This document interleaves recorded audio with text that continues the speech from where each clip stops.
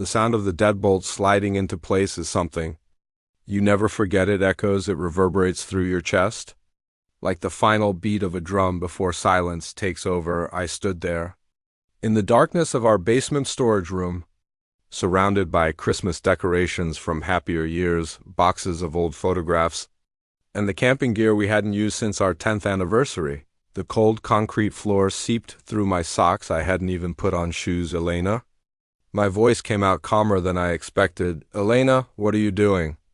There was no answer, just the sound of her footsteps climbing the wooden stairs, each creak of those old steps felt like another nail being hammered into a coffin I didn't know was being built. I pressed my palm against the metal door. It was cold, so cold. Elena, I shouted now, pounding with my fist. This isn't funny. Open the door. But I knew, even as the words left my mouth, that this wasn't a joke. The look in her eyes before she'd pushed me backward into this room, that wasn't the look of someone playing games. That was the look of someone who had finally made a decision. A decision about May slid down against the door, sitting on the freezing floor.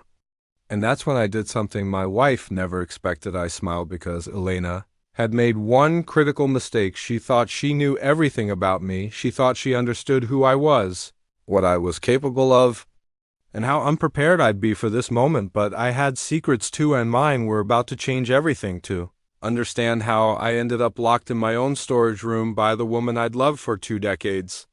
You need to understand who I was before Elena. My name is Marcus Chen. I grew up in a small town in Ohio, the kind of place where everyone knows everyone's business, and secrets don't stay secret for long. My father worked at the steel mill until it closed, then worked at the grocery store until his back gave out. My mother cleaned houses for wealthy families on the other side of town, the ones with swimming pools and cars that didn't backfire. We weren't poor, but we weren't comfortable either. We were that middle ground where you had enough to survive, but never enough to dream. I learned early that the only way out was through work hard. Relentless, stubborn work. I put myself through community college while working night shifts at a warehouse. I transferred to a state university on a partial scholarship.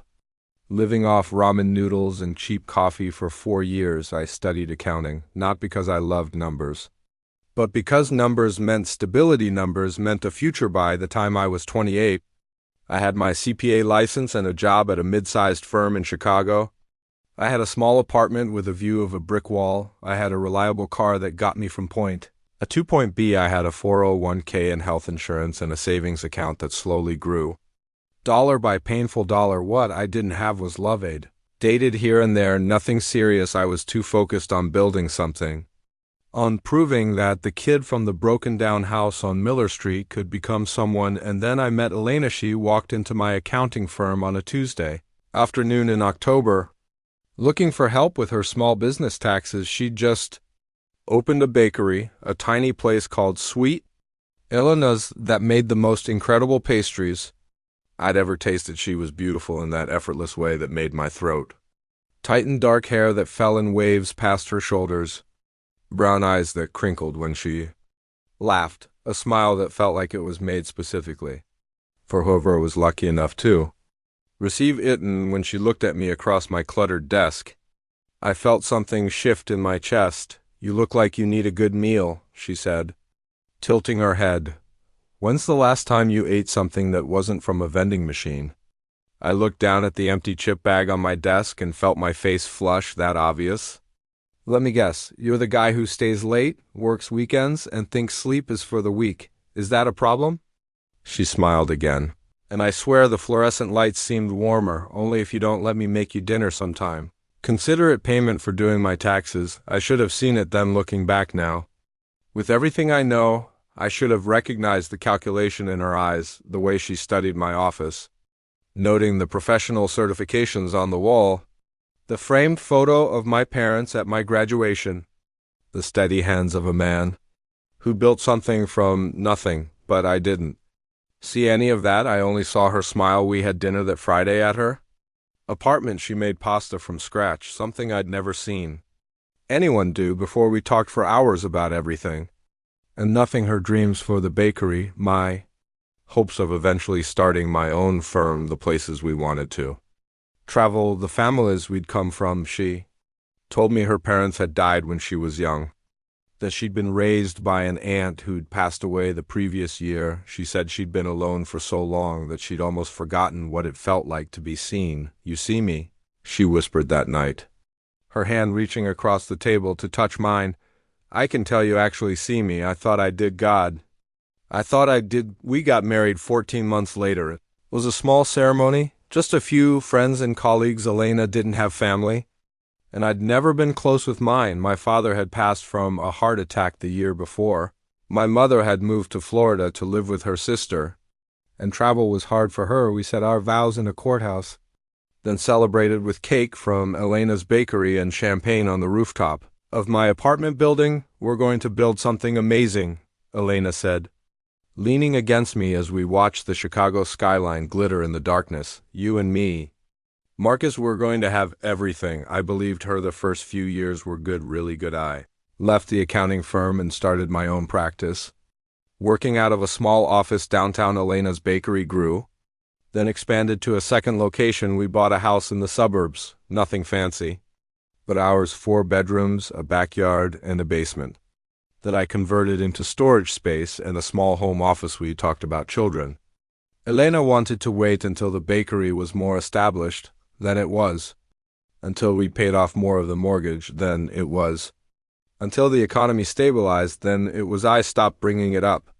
After a while, some couples grow together, their roots intertwining until they become inseparable. Others grow apart, their branches reaching for different patches of sunlight. We did something different. We stayed in the same soil, but one of us stopped growing entirely. I didn't notice it at first. The changes were so gradual, so subtle, that they felt like the natural evolution of a long marriage. Elena became busier with the bakery. She hired more staff, stayed later, came home exhausted. Our conversations became shorter. Our dinners became quieter. Our bed became a place where 2 bodies slept instead of 2 souls connected. But I was busy too. My firm had grown to 6 employees. Then 12. I was handling high net worth clients now, managing portfolios and trust funds and the complicated financial lives of people with more money than they knew what to do with. I told myself we were both just working hard, building towards something that couples went through phases. And this was just a phase. The first real crack appeared on our 10th anniversary. Planned a surprise trip to Italy, the country Elena had always dreamed of visiting. I'd booked everything, the flights, the hotels, the tours of vineyards and ancient ruins. I'd even hired a temporary manager for my firm and convinced Elena's assistant to clear her schedule. When I presented her with the tickets at dinner, wrapped in a velvet box like jewelry, I expected tears. Joy, the Elena I'd fallen in love with, the one whose smile could light up a room. Instead, she stared at the tickets for a long moment. "Italy," she said, her voice flat. "You've always wanted to go, remember? You talked about it on our first date, walking through the streets of Rome, eating gelato by the Trevi fountain." "Marcus," she set the tickets down on the table carefully, like they might explode, "I can't just leave. The bakery is at a critical point right now. We're negotiating with a new supplier, and there's the licensing issue with the 3rd location. And I talked to your assistant. Everything is covered." Her eyes flashed with something I didn't recognize. Anger? Irritation? "You talked to my assistant about my schedule without asking me. It was supposed to be a surprise. It's supposed to be a partnership." She pushed back from the table. "You can't just make decisions about my life." "Marcus, not anymore." She left the room. We didn't go to Italy. We didn't talk about it again, but something fundamental had broken that night, or maybe it had finally become visible.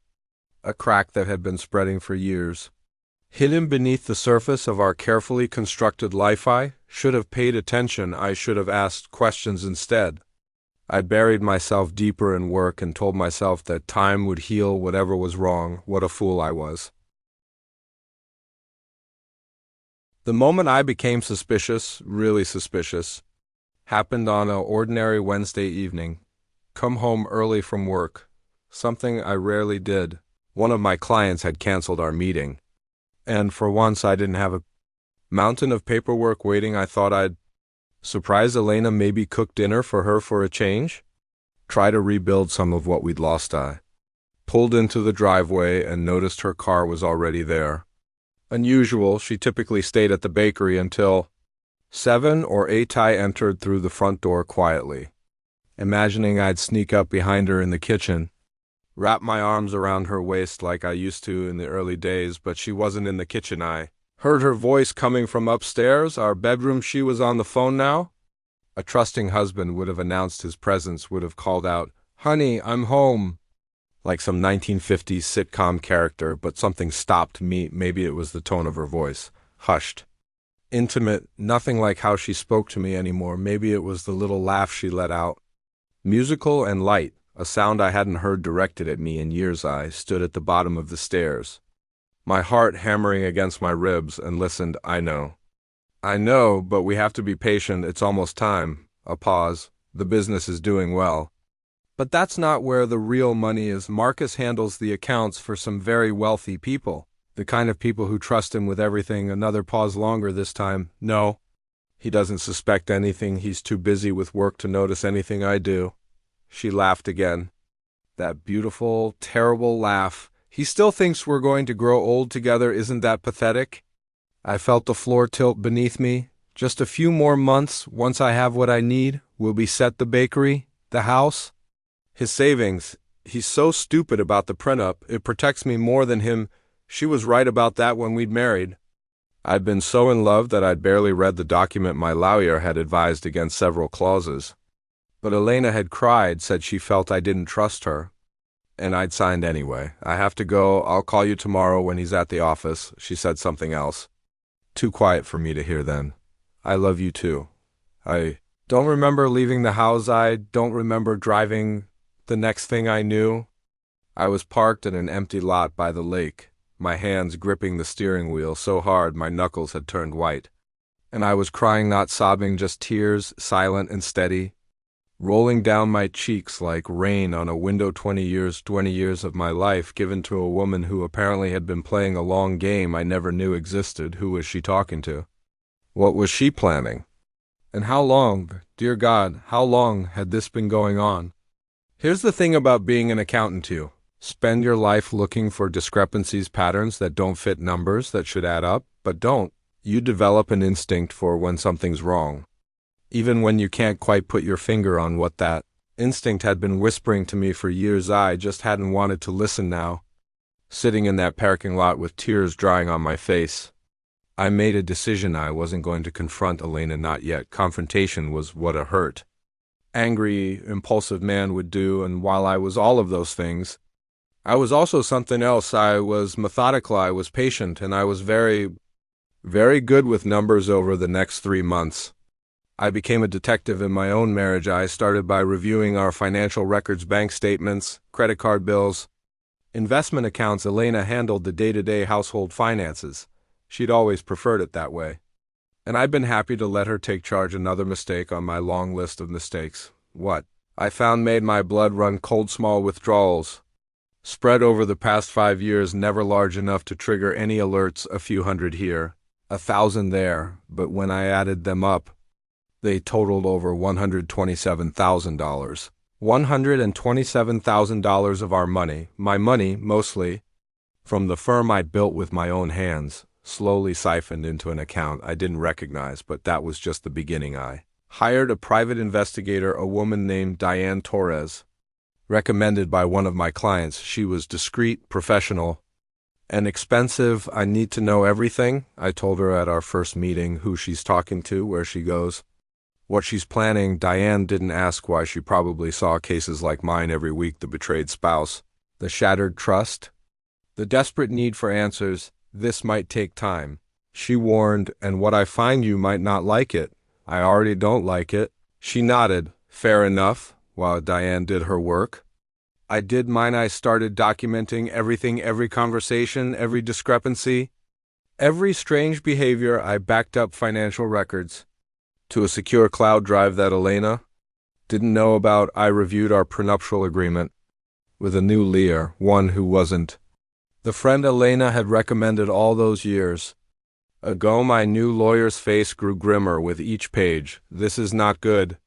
Mr. Chen, the way this is structured in the event of divorce, she's entitled to half of everything acquired during the marriage, and there's a clause here. He pointed to a paragraph of dense legal text. That could be interpreted to include your firm's value, not just your personal assets. Can we fight it? We can try, but these things are hard to overturn without evidence of fraud or coercion. I needed evidence, and so I did something I'd never imagined doing. I installed cameras not everywhere, just in 3 places. My home office in the basement, the kitchen where Elena often took phone calls, and a tiny one hidden in the air vent of our bedroom. I told myself I was just being careful, just protecting myself, but the truth was, I was becoming someone I didn't recognize then again.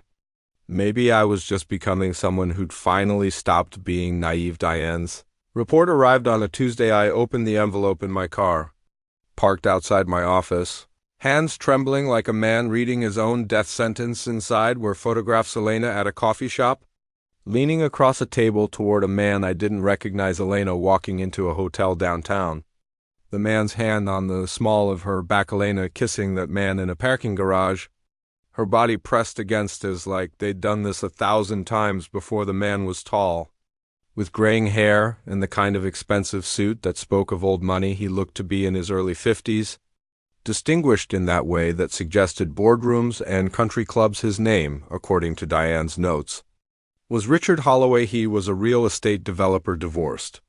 Net worth estimated at around $15 million. They'd been seeing each other for 7 years. 7 years, half of my marriage, had been a lie. I sat in that car for an hour, staring at those photographs, trying to reconcile the woman in them with the woman I'd married, the woman who'd made me pasta that first night, the woman who'd cried at our wedding, the woman who'd held my hand at my father's funeral and promised we'd get through everything together. Was any of it real? Had there ever been a single moment when she'd truly loved me? I didn't cry this time. I was past crying. Something harder was forming in my chest, something cold and sharp, like a blade being forged in ice. When I finally drove home that evening, Elena was making dinner, some kind of chicken dish. She smiled at me as I walked through the door, the same smile she'd been giving me for 20 years. Long day? She asked. Usual, I replied, and I sat down at our kitchen table, across from the woman who was systematically trying to destroy my life, and I ate her food and nodded at her small talk and pretended that everything was fine, because I wasn't ready, not yet, but I was getting there. Over the following weeks, I learned everything. Diane's ongoing surveillance, combined with the footage from my hidden cameras, painted a complete picture of Elena's plan. She and Richard had met at a business conference 8 years ago. When Elena was looking to expand the bakery, their affair had started shortly after, but Richard, despite his wealth, was stretched thin, over-leveraged in real estate deals that hadn't panned out. Elena's plan was elegant in its cruelty. First, she would drain our accounts slowly, moving money into hidden assets. Then, she would position the bakery as a struggling business, undervaluing it for the divorce proceedings. She'd hired her own lawyers. I found the documents in her closet one night while she was at book club, who had drafted a divorce strategy focused on claiming half of my firm's value while protecting her own assets. The storage room played a crucial role in our basement storage, hidden behind boxes of holiday decorations. Elena had been stockpiling documents, cash and small bills, a secondary laptop with emails to Richard and their lawyers, even a bag with clothes and essentials, ready for a quick departure. She was going to leave me, but first, she was going to take everything she could. The piece I couldn't figure out was the timing. Why hadn't she pulled the trigger yet? She'd been planning this for years. What was she waiting for? The answer came from an intercepted conversation. His biggest client is selling his company, Elena told Richard over the phone. Not knowing I was watching on my hidden camera, Marcus is handling the entire transaction. We're talking about a commission of over $300,000. Richard's voice crackled through the phone speaker. When does that happen?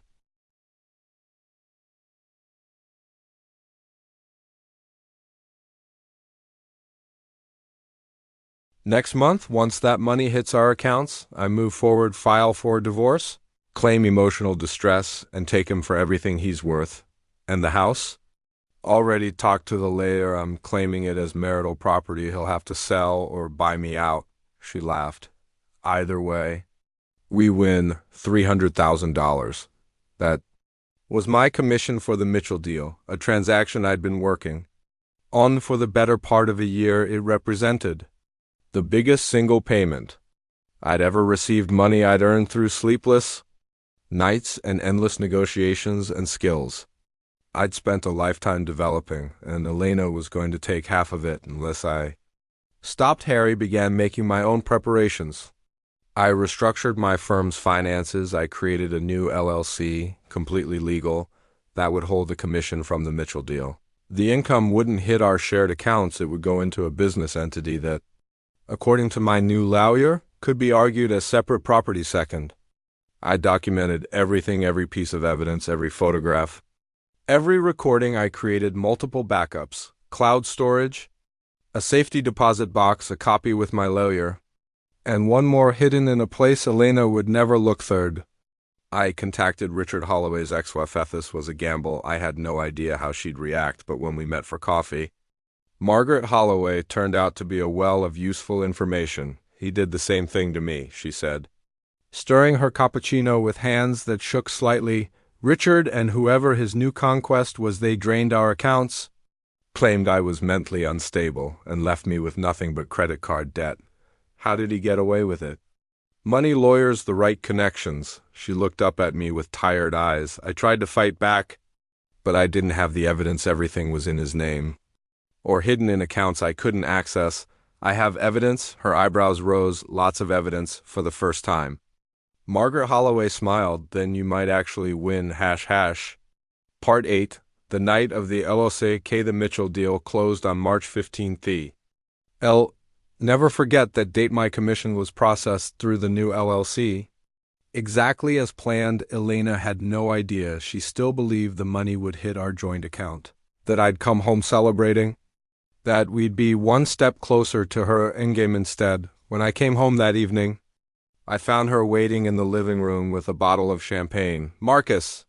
She rushed toward me, arms open. I heard the deal closed. This is incredible. I let her hug me. I let her kiss my cheek. I played the role of the grateful, oblivious husband one more time. We should celebrate, she said, pouring champagne into 2 glasses. Tonight, just us. What about the bakery? I closed early. This is a special occasion. We drank, we ate. Elena was charming and beautiful and everything she'd been in the early years. She touched my hand.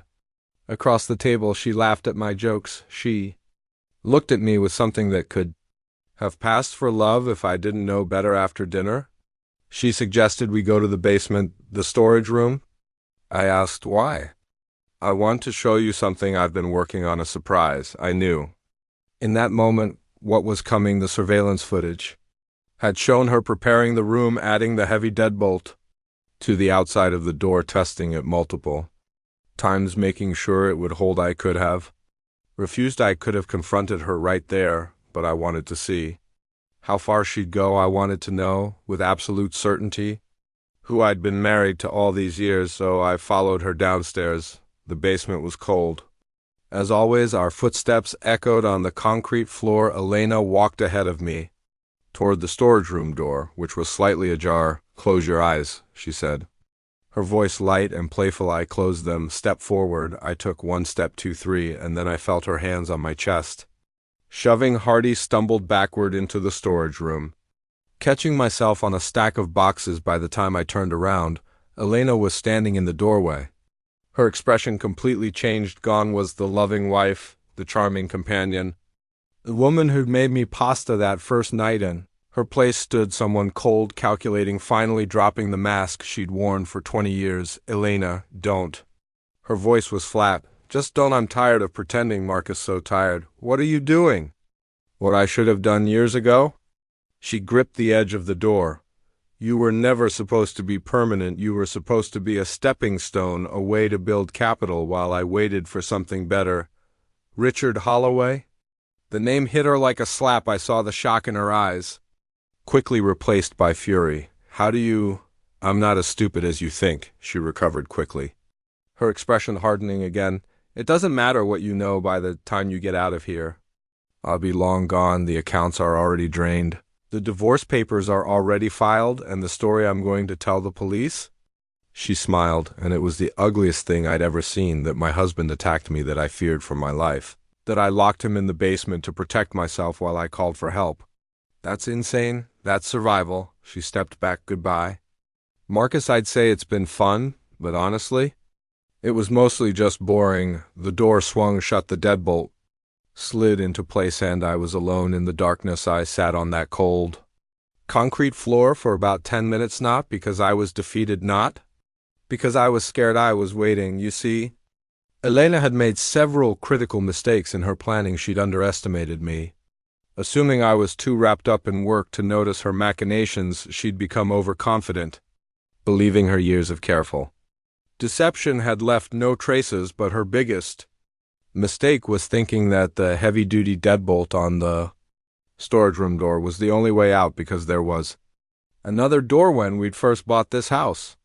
I'd had the basement renovated. The original storage room had been cramped and poorly designed. I'd hired a contractor to expand it, adding shelving and better lighting and climate control for storing important documents. What I'd never told Elena, what I'd never told anyone, was that I'd also added a secondary exit. It was behind a false panel on the back wall, hidden by a stack of boxes I'd positioned there years ago. The exit led to a narrow corridor that connected to the garage.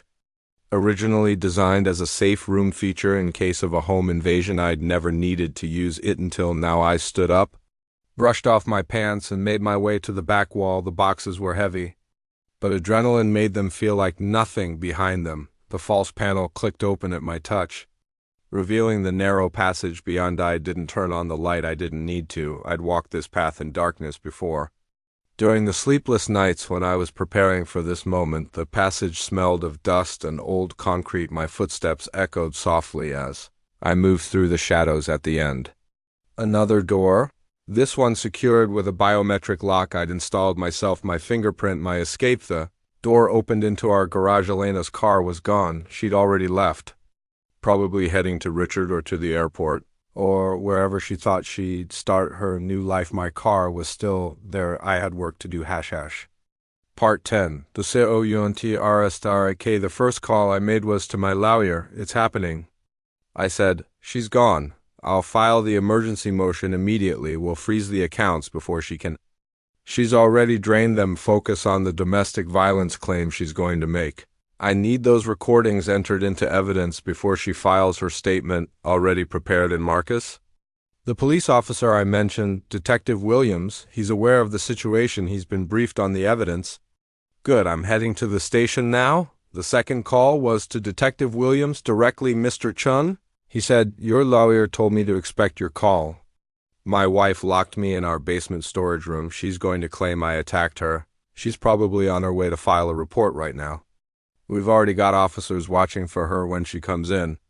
She be walked into an interview room where your recordings will be waiting on a television screen. I smiled. In the darkness of my car and the fraud charges. Based on the evidence you've provided, the bank records, the recorded conversations, the testimony from Richard Holloway, the district attorney is very interested indeed. What about Richard Holloway? That's where it gets even more interesting. Turns out Mr. Holloway has been running this scheme before. Margaret wasn't his only victim. We've identified at least 3 other women he's targeted. Over the past 15 years, your evidence might help us bring down the whole operation. I drove to the police station, my hands steady on the wheel. 20 years of my life had been a lie, but tonight the truth was finally coming out. I arrived at the station just as Elena was being escorted into an interview room. She didn't see me at first. She was too busy sobbing into a tissue, playing the part of the traumatized wife. Her performance was Oscar-worthy. The trembling hands, the terrified glances, the whispered words about how scared she'd been. Detective Williams invited me to watch from behind the two-way mirror. I stood there in the darkened observation room as Elena told her story, how I'd become increasingly violent over the years, how I'd controlled all the money, how I'd threatened her if she tried to leave, how tonight I'd finally snapped, and she barely escaped with her life by locking me in the basement. I think he might still be down there, she said. her voice breaking. I was too afraid to check, please.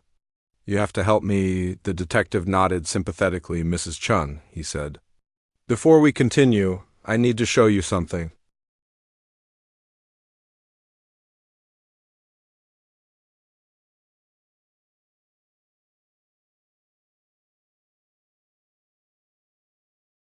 He pressed a button on a remote control. The television screen on the wall flickered to life. Elena's face appeared on the screen. Her voice filled the room. That money was supposed to be ours. She was saying, obviously, to Richard on the phone. He doesn't suspect anything. He's too busy with work to notice anything I do. Elena's expression in the interview room shifted from confusion to horror. Just a few more months once I have what I need. We'll be set. The bakery, the house, his savings. He's so stupid about the prenup. It protects me more than him. What is this? Elena demanded, her victim act crumbling. Where did you get that? The detective didn't answer. He just let the recording play. The plan is simple. I lock him in the storage room. Claim he attacked me by the time anyone realizes the truth? I'm on a plane to the Bahamas with Richard. There was a pause on the recording, then Elena's voice again. Colder than I'd ever heard it. I never loved him, not even at the beginning. He was just useful, a means to an end, and now that end is finally here. The screen went dark. Elena sat frozen in her chair. All color drained from her face. Mrs. Chen, the detective said, his voice no longer sympathetic. You're under arrest for conspiracy to commit fraud, filing a false police report, and unlawful imprisonment. You have the right to remain silent. Anything you say can and will be used against you in a court of law. That's when she saw me through the two-way mirror, which wasn't really a mirror from her side. Just a window showing the observation room. She saw me standing there, watching convictorious her. Scream of rage echoed through the station. You! You did this. You ruined everything. I didn't react. I just watched as the officers handcuffed her. As she struggled and cursed and finally dissolved into the hysterical mess she'd only been pretending to be earlier. Marcus!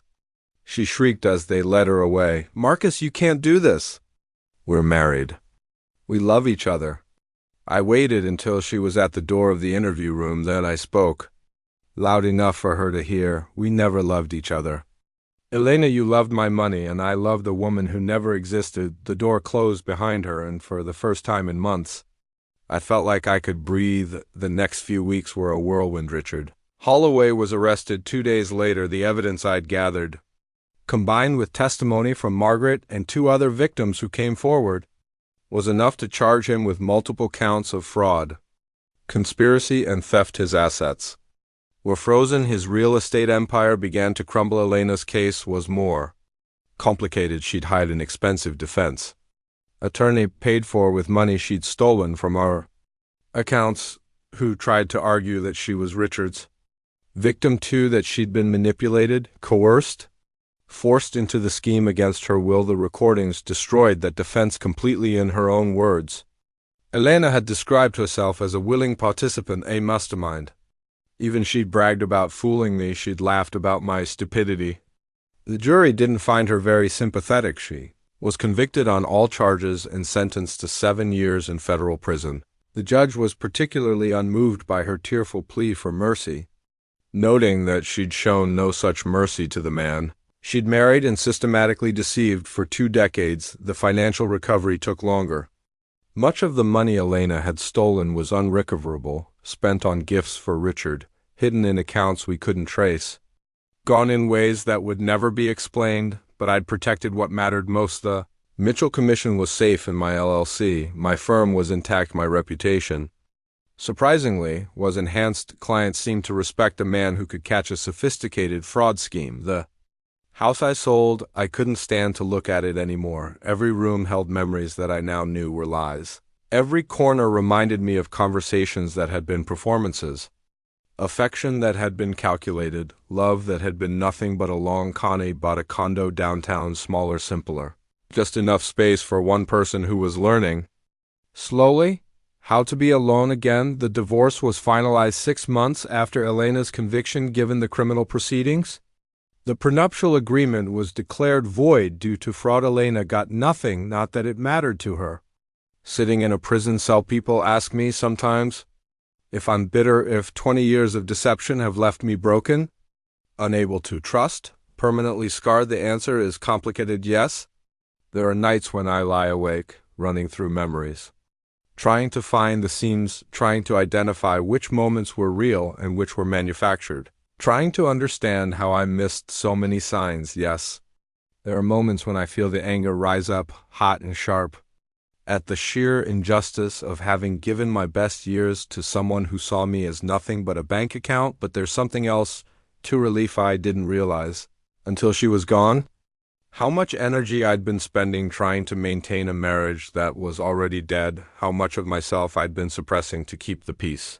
How small I'd become in my own home, walking on eggshells around a woman who had never deserved that consideration. Now I wake up and the house is quiet. But it's a peaceful quiet. I make coffee just the way I like it. I read the paper without interruption. I go to work because I want to, not because I'm escaping from something at home. Started traveling Italy. Finally, the trip I'd planned for our 10th anniversary.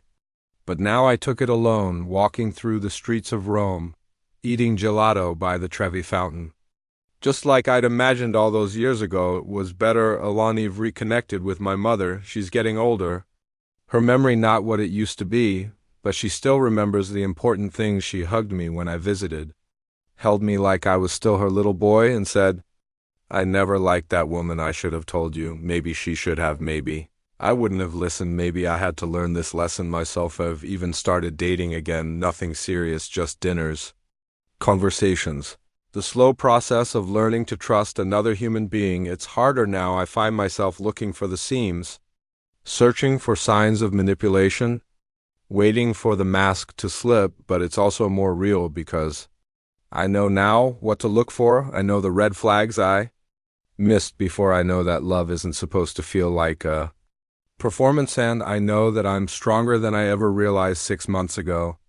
I received a letter. The return address was the Federal Correctional Institution where Elena was serving her sentence. I recognized her handwriting on the envelope, the same handwriting that used to leave me notes on the bathroom mirror. Messages I'd thought were sweet, but now knew were just another part of the act. I almost threw it away, but curiosity won. I opened the envelope and read, Marcus, I don't expect forgiveness. I don't deserve it. What I did to you was wrong. Not just illegal, but morally wrong in ways I'm only beginning to understand and hear. There's a lot of time to think, too much time. Maybe I've been going to therapy, working with a counselor, trying to figure out how I became the person who could do what I did to you. I won't bore you with my excuses. There are no excuses, just explanations. And explanations aren't enough. I want you to know that I'm sorry. Not because I want anything from you. I know there's nothing left to give. But because the words have been sitting in my chest for months, and I need to let them out. You deserved better. You always deserved better. And the tragedy isn't just what I did to you. It's that I was too broken to realize that if I'd actually tried, if I'd actually let myself love you, maybe I could have had something real. Maybe we both could have. I'm not asking for a response.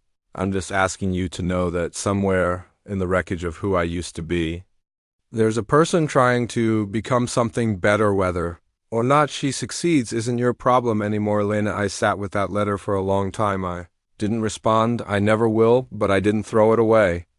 Either it sits in a drawer in my desk, a reminder that people are complicated, that monsters don't always look like monsters, that sometimes the greatest damage is done by people who are too broken to even understand what they're breaking. Elena isn't my problem anymore. Her healing, her redemption, her path forward, none of that has anything to do with me, but I hope wherever that path leads, she finds something real, something better than the lies she tried to build on top of my life. If you're watching this video, sorry. Reading this story, you might be wondering what the point is. Why share something so painful? Why relive the worst betrayal of my life for strangers on the internet? The answer is simple, because someone out there needs to hear. This someone is sitting in a marriage that feels wrong. Someone is ignoring the warning signs. Someone is telling themselves that love means accepting things that shouldn't be accepted. Someone is being lied to, and they're too scared or too loyal or too invested to look for the truth. This is for you. Trust your instincts. If something feels off, It probably is. Don't let love blind you to the reality of who you're dealing with. Pay attention to the patterns, ask the hard questions, and if the answers don't add up, dig deeper.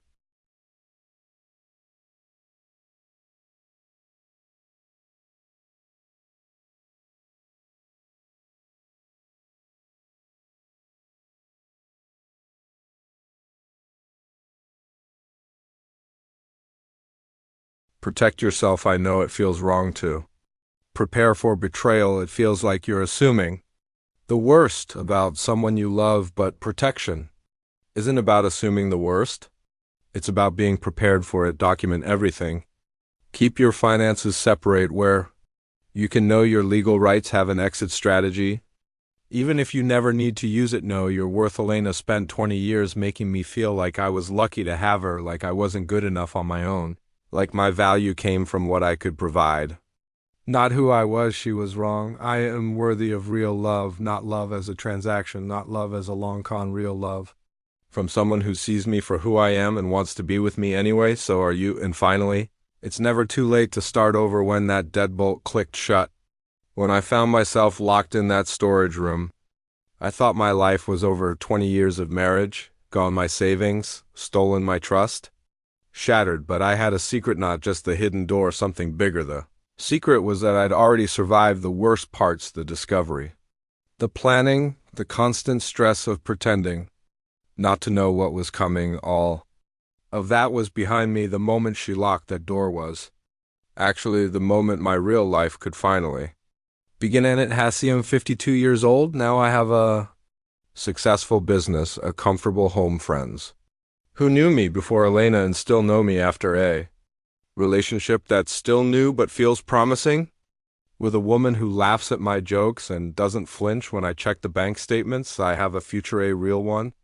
This time the storage room is empty now. When I sold the house, I went back one last time to clear everything out, the Christmas decorations, the camping gear, the boxes of photographs from a marriage that turned out to be fiction, all of it donated or discarded. I stood in that empty room, looking at the heavy deadbolt still attached to the outside of the door, the lock that was supposed to trap me, the mechanism of Elena's final betrayal. Then I looked at the back wall, where the false panel hid my escape route. She never knew it was there. She never knew that while she was planning her grand scheme, I was building my own exit. While she was calculating my destruction, I was calculating my survival. She underestimated me. They all do. The predators and the schemers and the people who think that kindness is weakness. They see someone who works hard and loves deeply and tries to do the right thing, and they assume that person is easy prey. But here's the truth they never understand. The quiet ones are the ones to watch, the ones who pay attention, the ones who notice the details.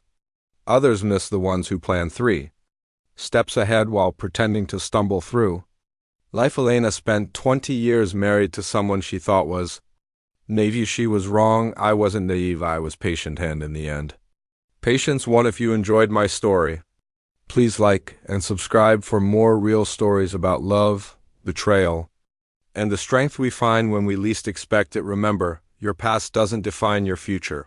And sometimes the locked doors in our lives lead us exactly where we need to go. Stay strong out there, and always have a backup plan.